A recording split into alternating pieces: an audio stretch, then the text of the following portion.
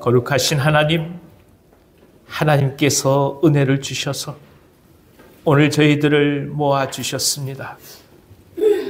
종들이 엎드리며 주 앞에 나아가오니 이 시간 성부, 성자, 성령 하나님께서 저희 모두의 예배를 받아 주시옵소서.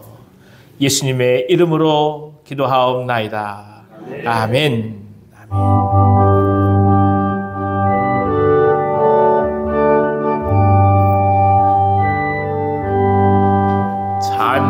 찬송하는 소리 있어 사람 예뻐하도다.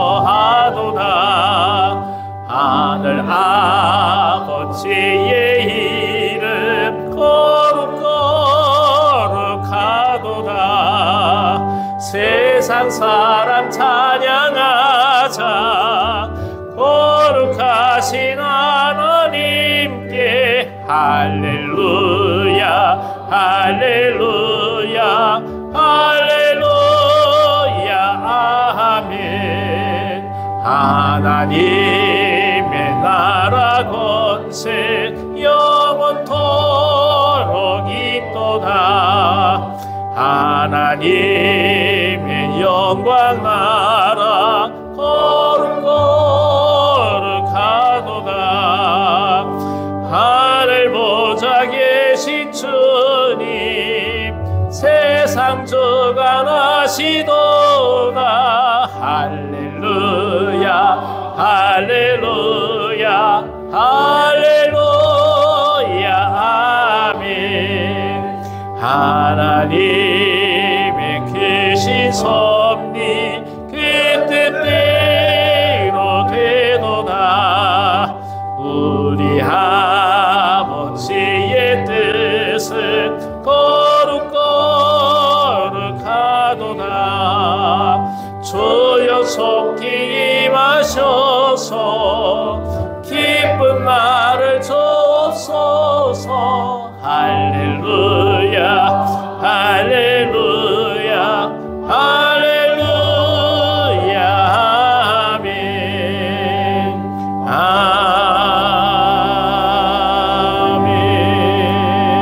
아멘. 교동문 115번 구주강림 첫 번째 대림절 말씀을 교독하겠습니다.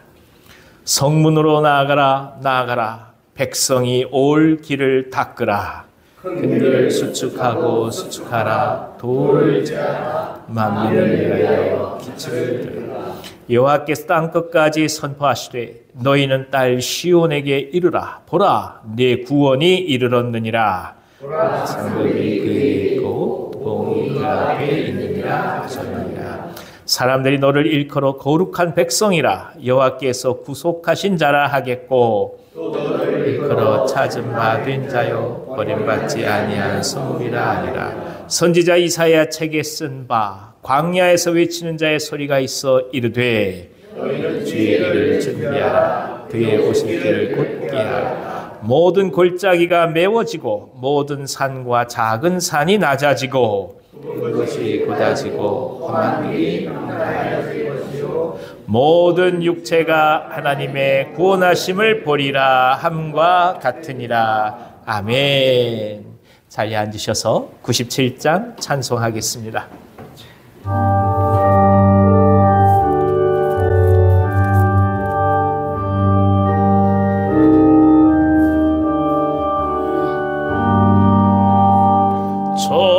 정원한 처녀에게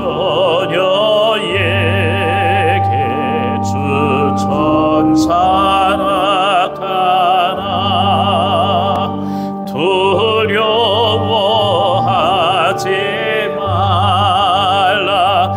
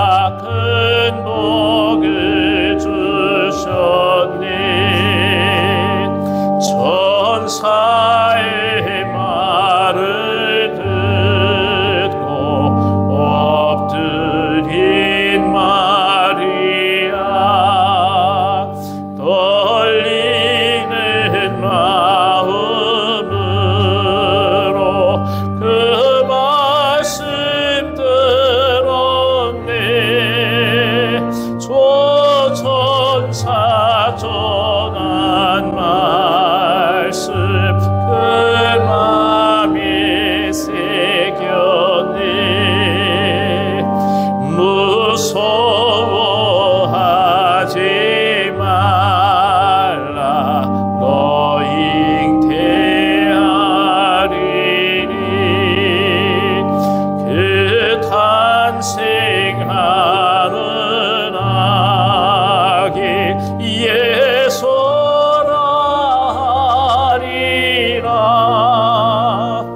온 세상 다스리는 만왕의 왕이라. 마리아 말하기를 이런 일이 있을까. 전능한 주님께서 너와 함께 하시며 그 크신 권능으로 널 덮으시리라. 주 말씀 듣고 나서 마리아 엎드려 나 주의 종이오니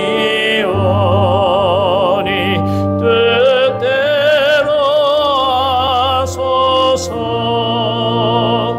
나의 몸 주께 맡겨 그 말씀 따르리.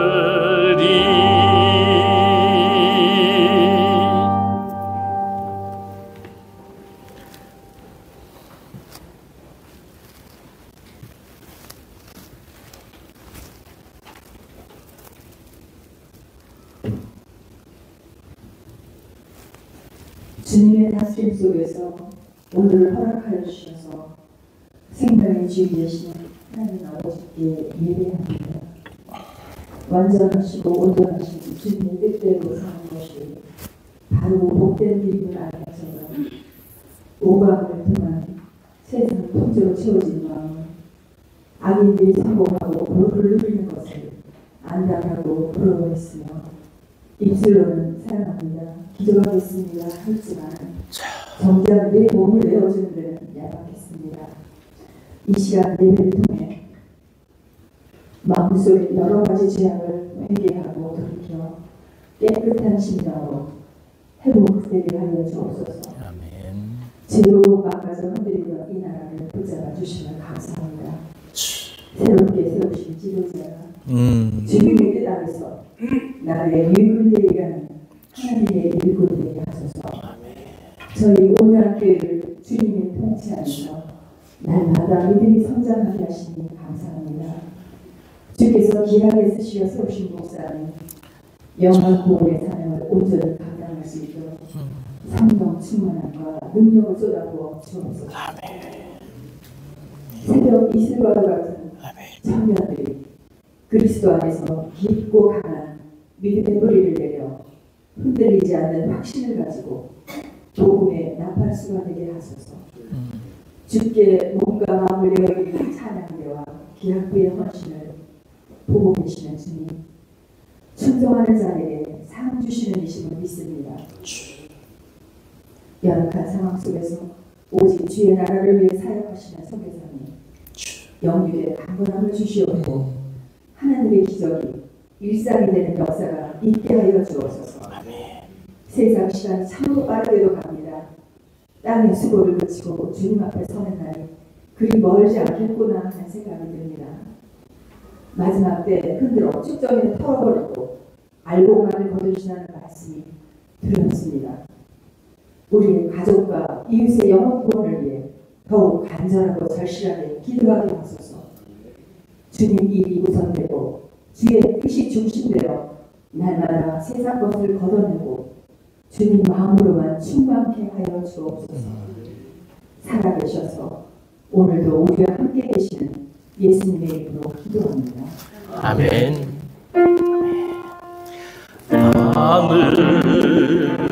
하늘에 계신 아버지 이름 거룩하사 주님 나라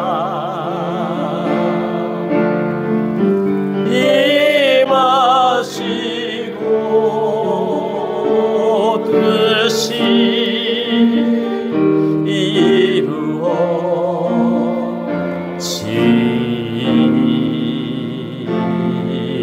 이루어지이다. 일용할 양식 주시고 우리들의 큰 죄 다 용서하옵시고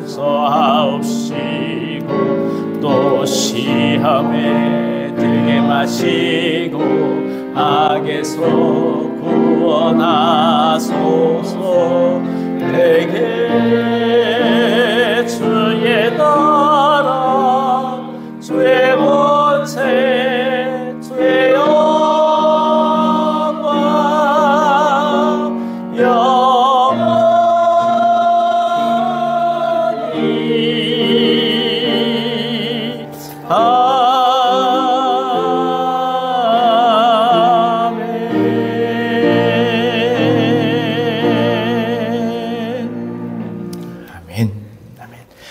오늘 저에게 주신 하나님 말씀은 신약성경 마가복음 6장 1절부터 6절까지의 말씀입니다. 마가복음 6장 1절에서 6절까지의 말씀, 제가 가지고 있는 성경으로는 신약성경 61면에 있습니다. 봉독해 드리겠습니다.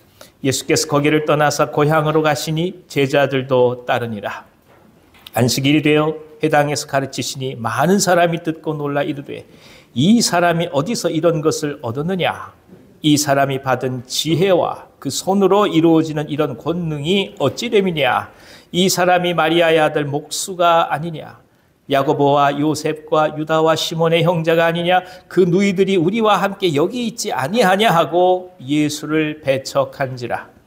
예수께서 그들에게 이르시되 선지자가 자기 고향과 자기 친척과 자기 집 외에서는 존경을 받지 못함이 없느니라 하시며 거기서는 아무 권능도 행하실 수 없어 다만 소수의 병자에게 안수하여 고치실 뿐이었고 그들이 믿지 않음을 이상히 여기셨더라. 아멘. 아멘.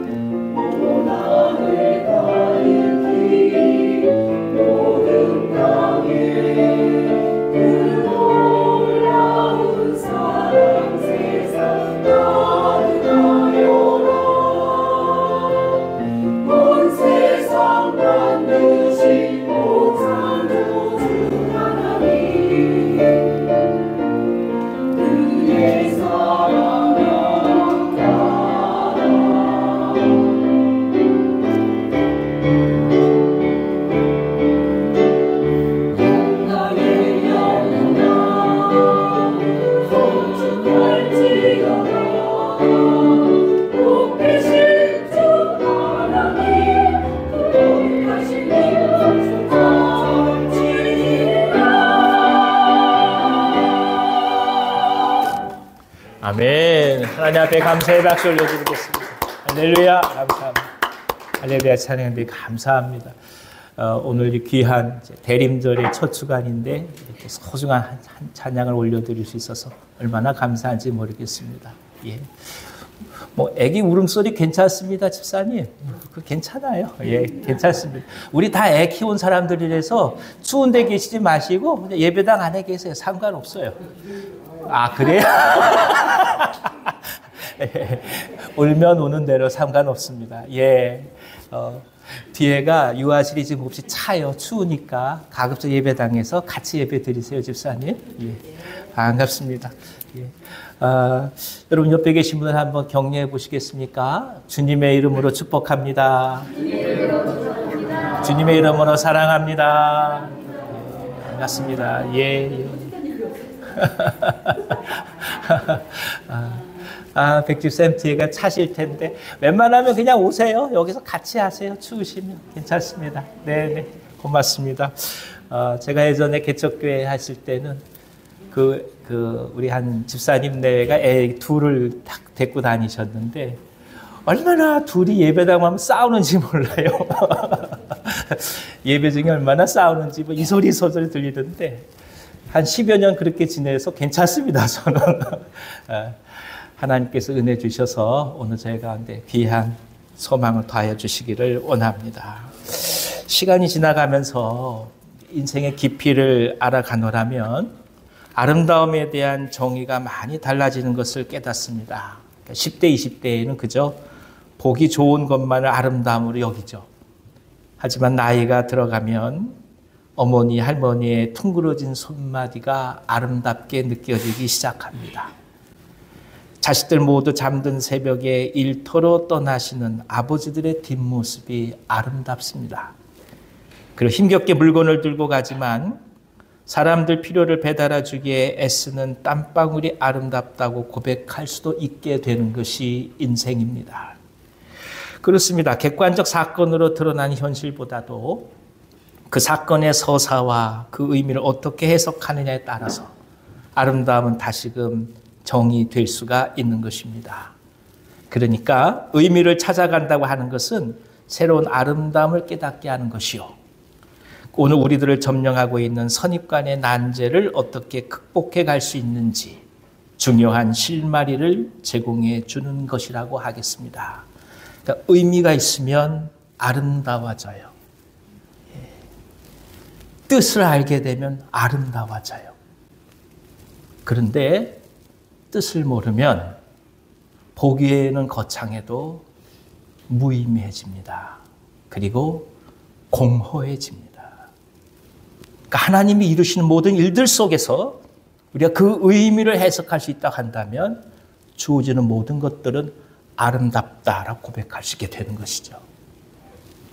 오늘 우리는 이 선입관에 고통당하고 있는 사람들 이야기에 귀를 기울이고 싶습니다. 마가복음 5장은 12해를 혈루증으로 앓던 여인이 믿음으로 치유를 얻고 야이로의 딸이 죽었다가 살아난 기적을 통해서 참 신앙이 무엇인지 깊은 울림을 주었습니다. 하지만 대조적으로 6장은 선입관에 의해 믿음의 깊이에 들어가지 못하는 안타까운 사람들을 다루고 있습니다. 예수님은 이들과의 만남을 통해 오늘 우리에게 무엇을 가르치고자 하시는 것일까요? 굳이 나란히 이 두 장을 배치해 놓으신 이유가 무엇이겠습니까? 성령께서 우리 귀한 말씀으로 저희 가운데 은혜 주시기를 원합니다.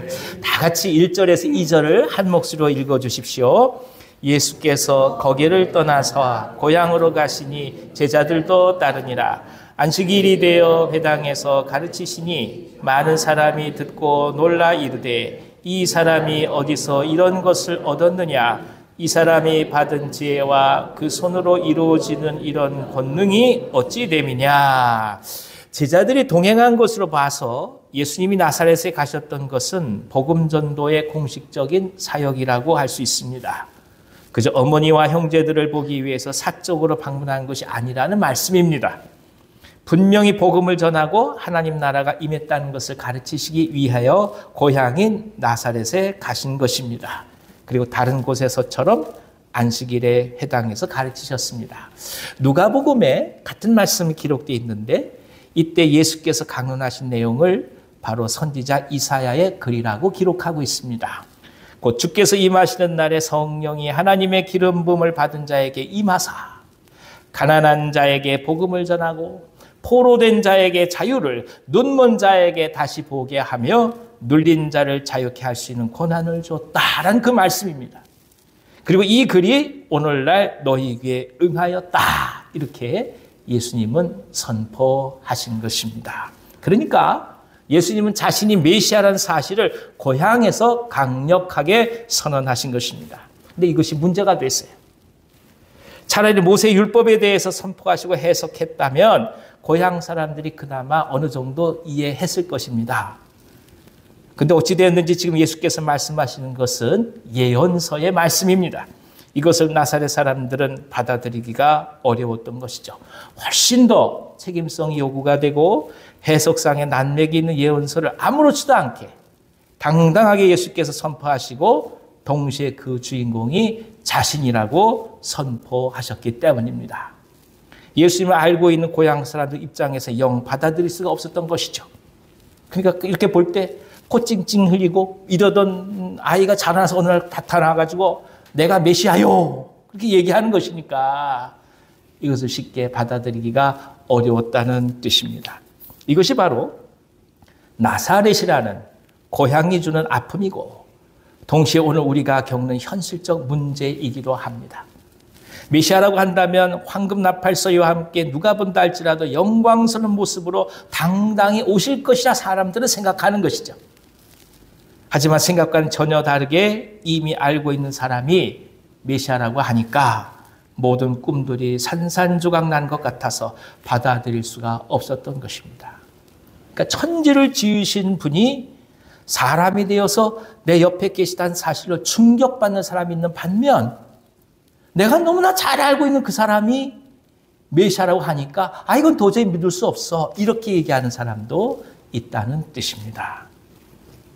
이 말씀을 통해 우리가 깨닫는 것은 진리와 은혜라고 하는 것이 결코 멋있고 새로운 모습으로만 다가오지 않는다는 것입니다.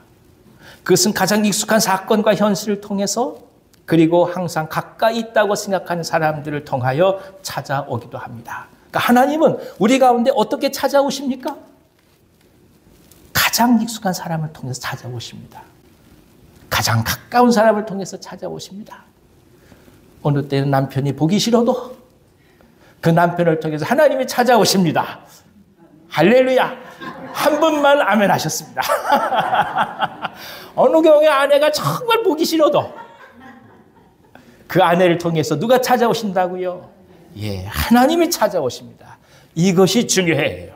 너무나 익숙하고 가깝고 잘 아니까 믿으려고 하지 않는 거예요. 그런데 바로 그런 손길을 통해서 하나님이 깊이 우리 안에 다가와 계신다는 것입니다.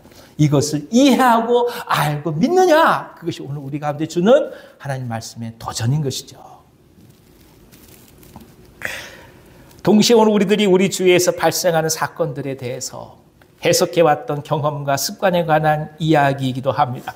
아무리 오타를 수정해도 결국 오타가 발견되듯이 우리들은 익숙한 환경과 사건 속에서 그렇게 해석하도록 훈련되고 그리고 습관화되었습니다. 그래서 그 범주를 벗어나기가 이토록 어려운 것입니다.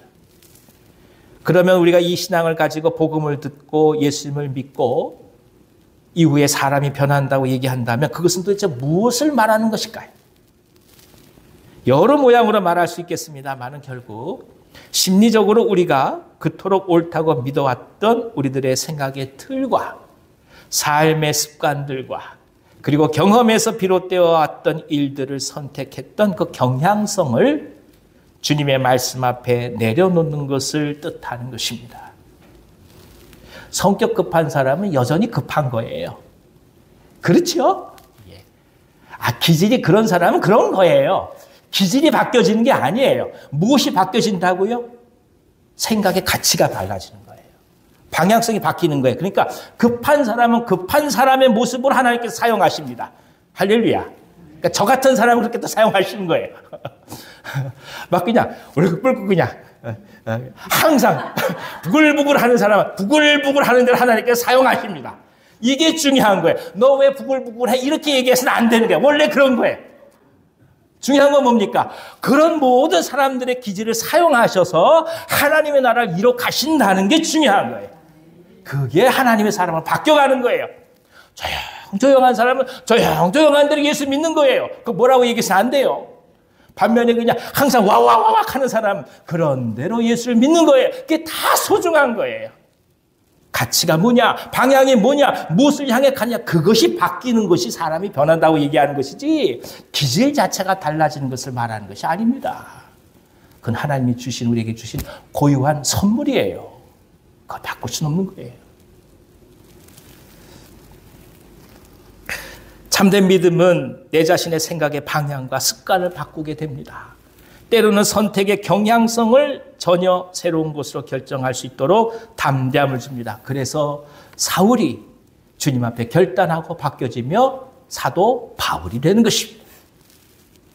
의심 많던 도마가 훗날 순교자가 되는 것이고, 그래서 우리는 하나님의 은혜와 진리가 우리들의 삶을 바꿀 수 있음을 고백하는 것입니다. 오늘을 맡기며 나아가는 것입니다. 하지만 이것이 그렇게 쉽지 않은 것이 또한 우리의 기도 제목이기도 하지요. 마치 쓴 약을 삼켜야 되는 것처럼 힘들 때가 많습니다. 이게 먹어서 좋은 건 아는데 먹기가 너무 쓴 거예요. 그것이 바로 삶의 방향이 바뀌어지고 하나님의 사람으로 변화되어가는 모습이라는 거죠. 그래서 3절에서는 이렇게 말씀합니다. 3절 한번 읽어주시겠어요? 이 사람이 마리아의 아들 목수가 아니냐, 야고보와 요셉과 유다와 시몬의 형제가 아니냐, 그 누이들이 우리와 함께 여기 있지 아니하냐 하고 예수를 배척한지라. 나사렛 사람들이 예수님을 배척한 이유는 예수님을 어려서부터 보아왔다는 데 있습니다. 보아왔으니 마음을 바꾸기가 어렵다는 거죠. 예수님의 형제들이 지금도 자신들과 교제하고 있는 지인들인데 어찌 예수님을 메시아로 인정할 수 있겠느냐, 그 뜻입니다. 그러니까 편견은 결국 예수님에 대해서 그들이 다 안다고 생각하기 때문에 일어나고 있습니다. 이것이 문제입니다. 그래서 오늘 우리가 안다라고 고백할 때 이처럼 불완전성을 내포하고 있다는 사실을 먼저 우리가 기억할 필요가 있습니다. 우리들이 갖고 있는 지식이 굉장히 불완전하다는 것이죠. 때로는 당연히 그렇다고 판단하는 것이 얼마나 치우칠 수 있는 것인지, 그래서 그것이 오히려 우리가 주님을 신뢰하고 나아가는 데 있어서 얼마나 장애가 될 수 있는지를 깊이 인정하는 것이 필요하다는 뜻입니다. 일반적으로 많은 사람들은 객관적인 사실, 사건이 중요하다고 얘기를 하지요. 하지만 사건은 사람의 언어라는 변환을 거쳐 누군가에게 전해질 수밖에 없는 것이기도 합니다. 그러니까 객관적인 것이 입으로 전해질 수가 없어요. 사람마다 다 다른 거예요. 이 앞에 트리가 있습니다만 어떤 분도 이걸 보고 뭐라고 말씀하십니까? 그 번쩍번쩍하는 그거 이렇게 얘기해요. 또 어떤 분 뭐라고 얘기합니까? 아, 그거 푸른푸른 거 솔방울 같은 거 있잖아. 솔나무 같은 거 있잖아. 이렇게 얘기하거든요. 사실은 사실 그대로 전해지지 않아요. 사실을 보고 말로 옮기는 사람들의 생각에 의하여 달라져 갈 수 있다는 거예요. 그걸 우리가 인정하자라는 거예요. 이걸 인정하고 이해해야만 그것 때문에 오해하지 않게 되는 거예요. 이스라엘 백성들이 다윗을 향해 칭송을 할 때 사울 왕은 이를 전혀 다른 언어로 받아들입니다. 사울은 천천히요, 다윗은 만만이라는 고백의 의미는 백성들 입장에서 지금 현실적으로 전쟁과 어려움 속에서 백성들을 지켜낸 다윗이 훌륭하다는 고백을 하고 있을 뿐입니다. 하지만 이 사건을 사울은 무엇이라 생각합니까? 자신의 왕권에 대한 다윗의 도전으로 간주해버리고 만 것입니다. 아니, 다윗이 왕위를 탐낸 적이 있습니까? 그런 적 없어요. 한 번도 없습니다. 하지만 사울은 다윗이 자신을 왕위에서 몰아낼 것이라 스스로 사건을 해석해버리고 말았습니다. 그러니까 어떤 사건을 전달하는 매개체의 불완전함을 우리가 충분히 인식하고 있어야만 된다는 뜻입니다. 그렇지 않으면 오늘 우리들이 균형 잡힌 해석과 선택을 할 수 없게 된다는 것이죠. 그래서 어느 경우에는 나사렛 사람들이 오히려 예수님을 몰랐다면 더 나을 수 있었을 것 아닌가 하는 생각이 들 때도 있습니다. 눈앞에 드러난 사건을 통해서 선입관 없이 예수님을 신뢰할 수 있는 가능성이 그나마도 있었기 때문인 거죠. 마찬가지로 오늘 우리는 우리가 너무나 잘 알고 있는 어느 경우에 전문이라고 얘기하는 그런 것들을 다 소유하고 있습니다. 하지만 당연히 그렇다고 생각하는 것들이 정말 아무런 오류가 없는 객관적 사실이냐? 이것에 대해서 우리는 겸허히 질문해 보아야 할 것입니다. 특별히 예수님을 안다는 것에 대하여 그리고 신앙에 대해서 말이죠. 4절부터 6절은 그래서 이렇게 말씀합니다. 읽어주십시오. 예수께서 그들에게 이르시되 선지자가 자기 고향과 자기 친척과 자기 집 외에서는 존경을 받지 못함이 없느니라 하시며 거기서는 아무 권능도 행사하실 수 없어 다만 소수의 병자에게 안수하여 고치실 뿐이었고 그들이 믿지 않음을 이상히 여기셨더라. 결국 예수님은 그들의 선택과 결정 앞에서 더 이상의 권능을 행하실 수 없었습니다. 그리고 단지 소수의 병자에게만 안수해서 고치실 뿐이었습니다. 그러면 이 나사렛 사람들과 소수의 병자는 과연 무엇이 달랐을까요? 병자의 간절함과 절실함에서 차이가 났다는 뜻입니다. 이 간절함과 절실함이 예수님께 나아가고 있는 것을 막고 있는 그 선입관을 극복하게 도와주었습니다. 그러니까 이 사람들에게서는 차라리 아픈 것이 복인 거예요. 이 사람들에게만은. 너무나 이 고향 사람들의 이 선입관이 가득하니까 정상적으로 믿질 못하는 거예요. 아프니까. 너무나 절실하니까 그것 때문에 오히려 마음을 열어서 예수님을 있는 그대로 받아들일 수가 있었다는 뜻입니다. 그들 모두 원래 나사렛 사람들입니다마는 자신에게 닥친 고난과 시련이 그리고 죽음에 임박한 절대절명의 순간이 자신들의 편견을 넘어서게 한 것입니다. 때로 믿음은 이처럼 삶과 죽음의 순간 앞에 응답할 수밖에 없는 인간의 연약함 속에서 편견을 극복하도록 돕습니다. 정확히 말하면 고통과 시련이 때로는 우리로 하여금 우리들의 한계를 넘어서도록 돕는 소중한 도구가 된다는 뜻입니다. 인생을 살면서 우린 참으로 많은 한계에 부딪히죠. 하늘이 꺼질 듯이 한숨을 쉴 만한 일들이 찾아올 때도 있습니다. 하지만 그것이 오히려 우리들의 생각의 틀과 삶의 틀과 옳고 그름에 대한 가치의 틀을 다시금 새롭게 세워가게 하는 하나님의 축복의 기회가 될 수 있음을 깊이 기억하는 것이 필요합니다. 또 하나 우리는 이 소수의 병자라는 말씀에서 고난과 고통이 담고 있는 깊은 영적 의미를 또 한번 보게 됩니다. 고통과 고난 그 한계에 대한 경험은 오늘 우리들이 쉽게 무시하고 지나갔던 것들이 얼마나 소중하고 귀한 것인지 그리고 귀히 여겨야만 하는 것인지를 깊이 깨닫게 합니다. 따라서 오늘 감당할 수 없는 시련이 다가오고 있다면 우리들이 생각하는 근본적인 틀을 그 근본에서부터 교정해 가시는 하나님의 은총이 있음을 신뢰하면서 오늘을 끌어안고 가야 하는 것입니다. 예컨대 모세가 하나님 나라를 위하여 자신을 내어드리는 헌신을 하려고 하였을 때 만약 궁정에서 우연치 않게 떨기나무 불꽃을 보았다면 정말 헌신의 길을 갈 수 있었을까요? 보잘것없는 나무가 궁중에 있으니 만무했겠지만 행여 궁궐 밖을 나갔을 때 떨기나무 불꽃을 보았다면 왕자의 신분일 때 가까이 다가가서 모세가 하나님의 음성을 들을 수 있었을까요? 저는 감히 불가능했으리라고 여겨집니다. 결국 그가 하나님의 소명 앞에 자신을 내어드릴 수 있었던 것은 척박한 광야 생활 중에 짐승을 돌보는 천한 목자의 삶을 살았기 때문입니다. 공고하고 힘들며 때로는 아픈 자들 그들이 오히려 하나님을 발견하고 찾으며 경험하는 놀라운 은총을 받는다는 뜻입니다. 왕자의 자리에서 하나님을 발견했으면 더 좋았겠지요. 그건 쉽지 않은 것이 인생이잖아요. 어렵잖아요. 힘들잖아요. 오히려 모든 것들을 다 놓아야 된다고 생각했을 때, 다 포기해야 된다고 생각했을 때, 아무것도 아니라고 생각했을 때 그때 가장 일상적인 것에서 하나님이 보이기 시작하는 거예요. 예컨대 평소에는 아내가 있는지 없는지 별 상관이 없지만 며칠 어디 갔다 와서 배를 쫄쫄 굶게 되면 남편들은 아내의 소중함을 알게 됩니다.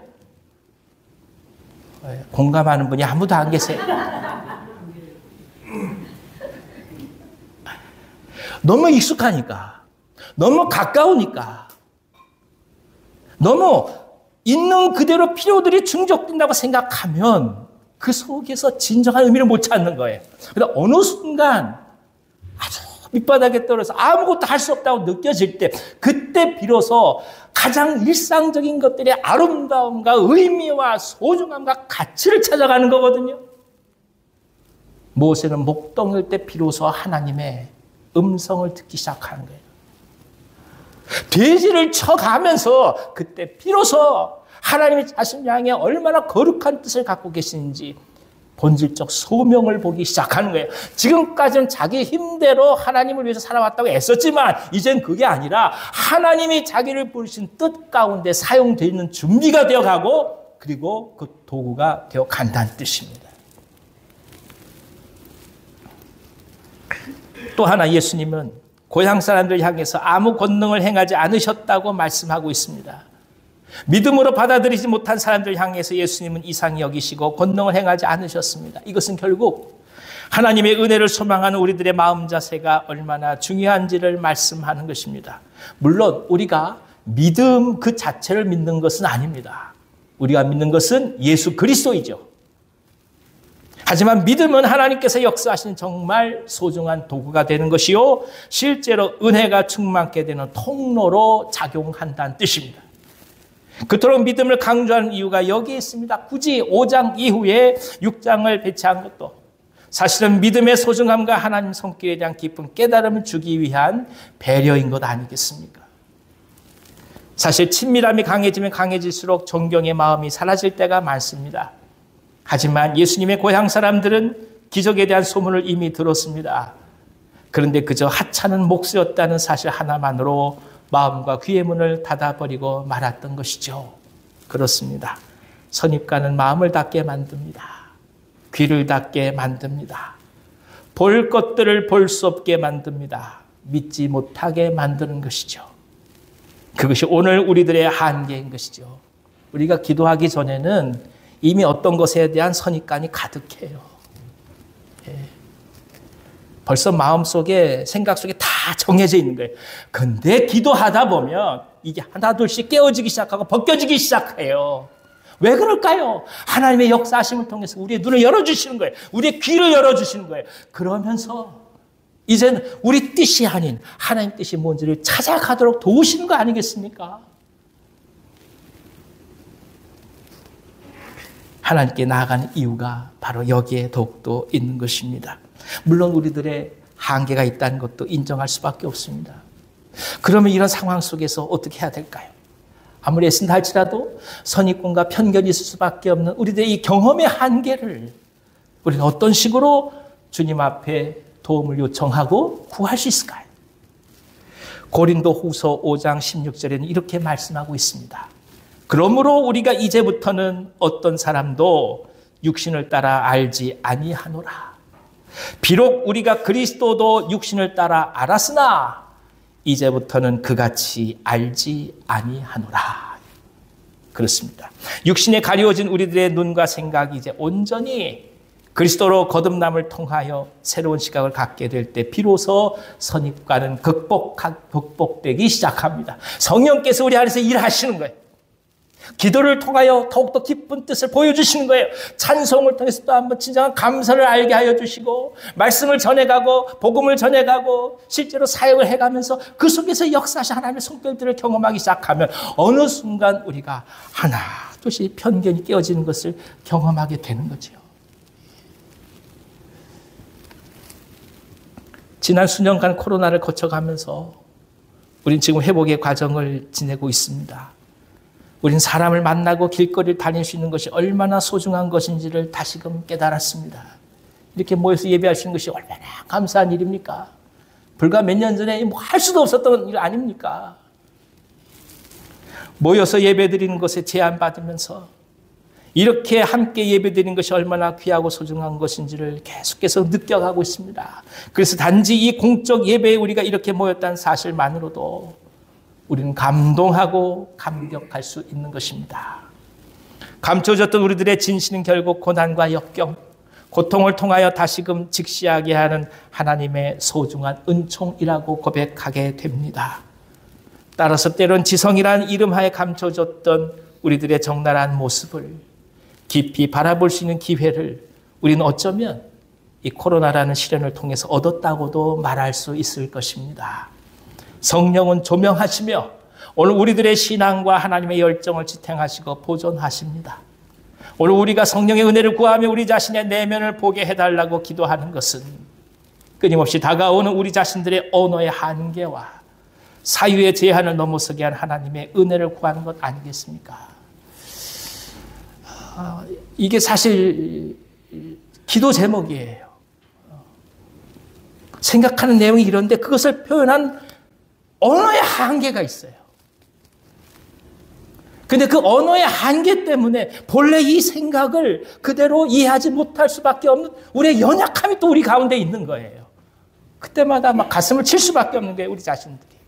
이 하나님의 사랑을 어떻게 전해야 되겠는데 제가 가지고 있는 언어의 한계가 있어서, 제가 갖고 있는 경험의 한계가 있어서, 제가 갖고 있는 지식의 한계가 있어서 그 이상을 넘어가지도 못하고 익숙한 제 언어로만 표현되니까 그것이 전혀 다른 삶의 사정과 상황 속에 살아가는 다른 분들에게 공감되지 않을까 하는 두려움이 있는 거예요.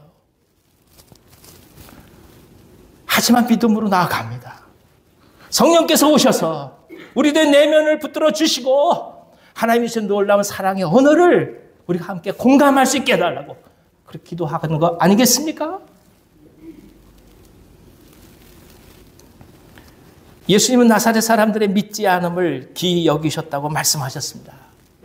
가장 좋은 기회와 가장 좋은 시간이 바로 옆에 있음에도 이것을 받아들이지 않는 고향 사람들에 대한 안타까움이었습니다.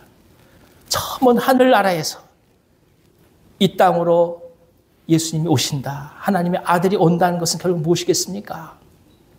먼 곳을 향해 바라보던 우리들의 진리에 대한 생각과 고정된 편견이 가장 가깝고 가장 익숙하고 가장 내 피부에 닿고 내 삶에 거하는 하나님으로 이해되어 가는 편견이 깨어지는 과정 아니겠습니까?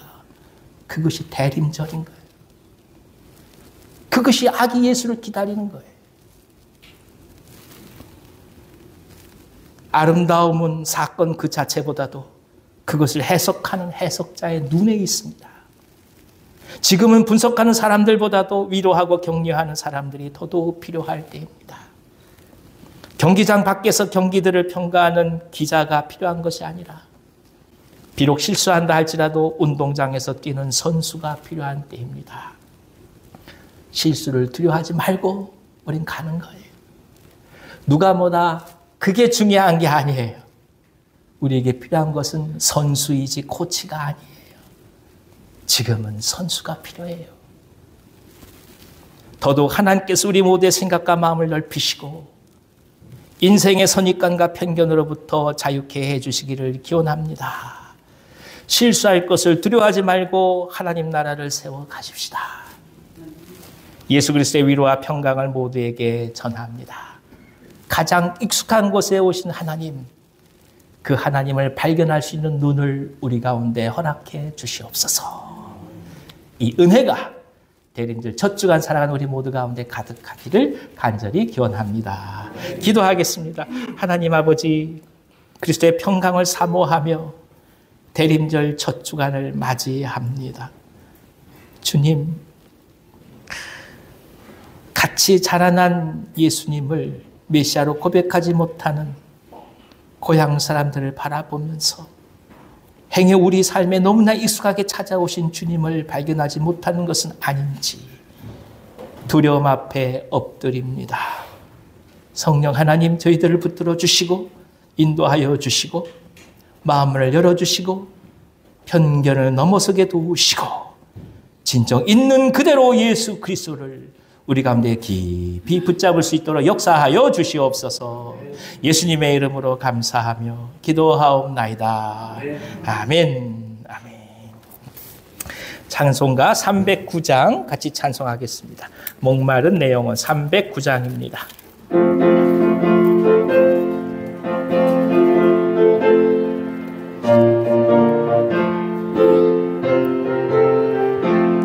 목마른 내 영혼 주가 이미 허락한 그 귀한 영생수 주여 갈망합니다. 그 약속 따라서 힘써 간구하오니 오 주여 내 기도 어서 들어주소서. 예수의 사랑 예수의 사랑 바다 물결같이 내게 임하니 영광의 물결에 온전히 쌓여서 내 영혼의 기쁨 한량 없도다. 주 내게 약속한 큰비 내려주시려 은혜의 저 구름 건너편에 떠올라 그 귀한 징조가 내게 밝히 보이니 나 힘을 다하여 주께 간구합니다.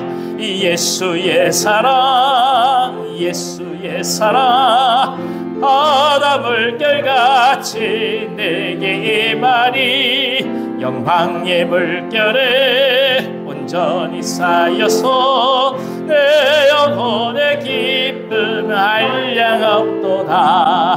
은혜의 소낙비 지금 흡족히 내려 구원의 큰 강물 흘러차고 넘쳐서 내 추한 모든 죄 모두 씻어버리니 나 지금 은혜를 충만하게 받았네. 예수의 사랑 예수의 사랑 바다 물결같이 내게 임하니 영광의 물결에 온전히 쌓여서 내 영혼의 기쁨 한량 없도다. 그 차고 넘치는 주의 은혜의 물결 힘차게 밀려와 내게 만족합니다. 오 할렐루야로 주를 찬송하오니 내 맘의 기쁨이 항상 충만합니다. 예수의 사랑 예수의 사랑 바다 물결같이 내게 임하니 영광의 물결에 온전히 쌓여서 내 영혼의 기쁨 한량 없도다. 아멘. 아멘.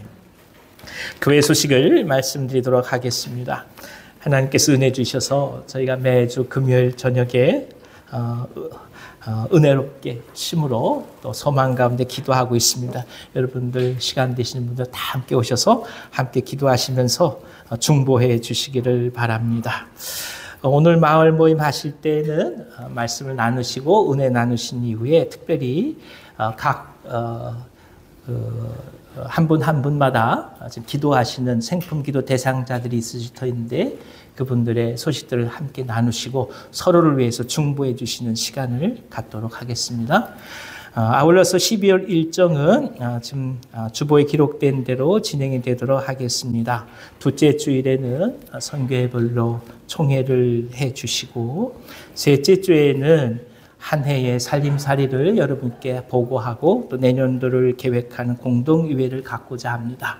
아울러서 25일에는 성탄절 감사 초청 예배가 이루어지겠고 그리고 31일에 송구영신 예배가 있겠습니다.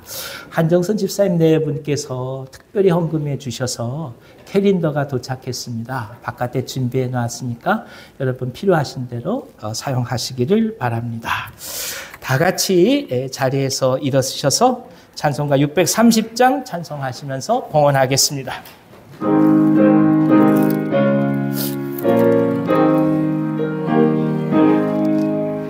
진리와 생명을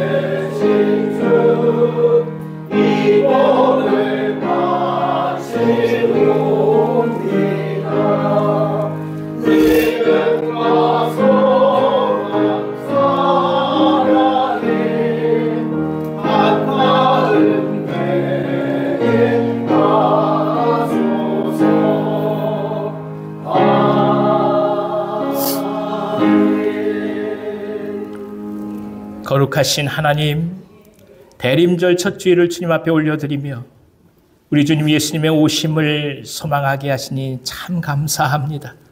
묶였던 삶이 풀어지게 하시고 매였던 마음이 자유를 얻게 하여 주옵소서. 억눌렸던 굴레가 벗어지게 하시며 무뎌졌던 마음들이 다시금 주님을 향하여 모아지게 하여 주옵소서. 한 주간의 감사함을 담아 마음의 예물을 올려드립니다. 저희들의 손과 발, 시간과 기회를 받으셔서 당신의 나라의 도구가 되게 하여 주시옵소서. 예수님의 마음을 찾아가게 도우시며 그리스도의 선포가 우리 모두의 삶 그 자체가 되게 하여 주옵소서. 이 나라와 민족을 보호해 주시며 교회들마다 성령의 충만함을 허락하여 주옵소서. 생업으로 주님께 영광을 올려드리는 가장들의 수고와 헌신을 받으시고 각자 일터에서 하늘의 능력이 드러나게 하여 주시옵소서.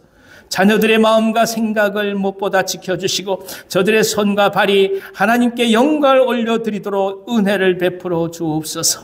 병상에서 주 앞에 간절함으로 나가는 종들이 있습니다. 치유의 광선을 발해 주셔서 외양간에서 나온 송아지처럼 뛰는 역사가 있게 하여 주시옵소서.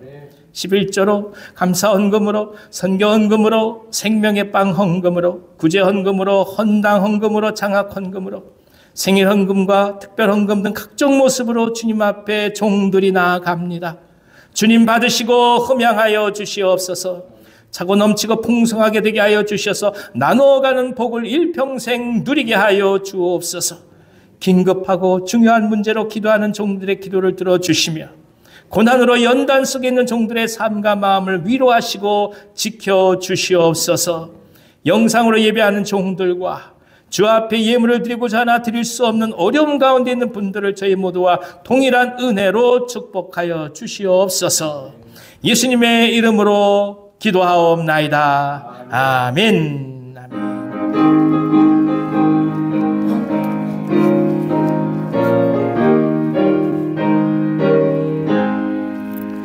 이군 곡식 거둘 자가 없는 이때에 누가 가서 거둘까?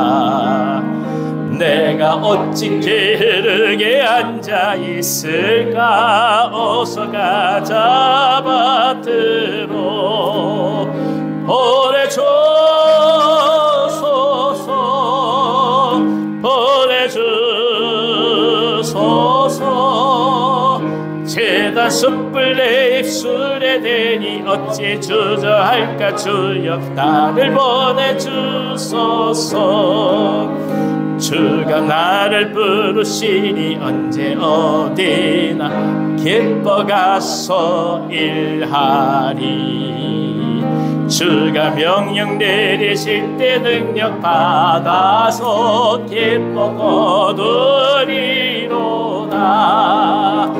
보내주소서.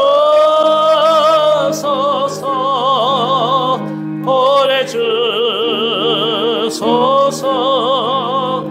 제단 숯불 내 입술에 대니 어찌 주저할까? 주여 나를 보내주소서. 아멘. 이제는 우리 구주 예수 그리스도의 은혜와 하나님 아버지의 그 크신 사랑하심과 보혜사 성령님의 감동하시고 교통하심이 가장 익숙한 것, 가장 친숙한 것, 가장 가까운 것, 가장 옆에 있는 곳에서 진정 하나님의 손길을 발견하며 그리스도의 임재를 경험하기를 원하시는 이 자리에 모시게 사랑하는 주의 종들 위에와 저들의 삶과 가정과 생업 위에 이 민족과 이 나라와 북녘 땅과 선교사님들의 사역 위에 생품기도 대상자들과 우리가 사랑하는 온유한 교회 위에 이제부터 영원토록 함께 하시길 간절히 축원하옵나이다. 아멘.